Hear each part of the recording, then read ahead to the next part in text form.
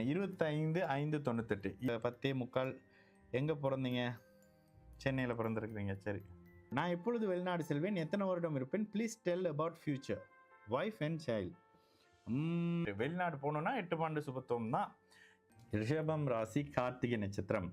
ரிஷப ராசி கார்த்திகை நட்சத்திரம் 8ஆம் இடம் சுபத்துவமாக இருக்குது. 12ஆம் அமைப்பு சுபத்துவமாக இருக்கா? இல்லை. சரி, இதுக்கப்புறம் தசாபுத்திக்கு போயிடணும். தசாபுத்தி அமைப்புகளில் ராகுதசை முடிஞ்சு 8ஆம் இடத்தோட தொடர்பில் இருக்கக்கூடிய குரு தசை. அதற்கு பிறகு வரக்கூடிய பிளானட் யார்? சனி. சனி இங்கே நீச்சமாக இருக்கார். நீச்ச பங்கம் சூப்பராக இருக்கார். நீச்ச பங்கம் இல்லை, சுபத்துவமாக இருக்கார். எந்த இடத்துலையும் சனி ஒரு மாதிரியான தன்மைகளில் நல்ல தன்மையில் இருக்கணுங்க. அப்போ இந்த இடத்துல லக்னத்துக்கு 4ஆம் இடத்துல 10ஆம் இடத்தோட சுபத்துவமாக சனி தான் தொடர்பில் வராரு. அதே நேரத்தில் லக்னம் இங்கே இயல்பாக இருக்குது. ராசி அமாவாசை அமைப்புகள் இருந்தாலும் ஸ்தான பலத்தோட உச்சமாக இருக்கக்கூடிய ஒரு நல்ல அமைப்பு. சரி, இந்த இடத்துல நீங்க வெளியில போவீங்களா? கண்டிப்பா வெளியில போவீங்க. அடுத்த கேள்வி என்ன? வெளிநாடு போவீங்களா? எத்தனை வருடம் இருப்பீங்க? இப்ப இருக்க ராகு தசை குரு தசை முடிச்சு சனி தசையில திரும்ப வந்துருவீங்க. ஓகேங்களா?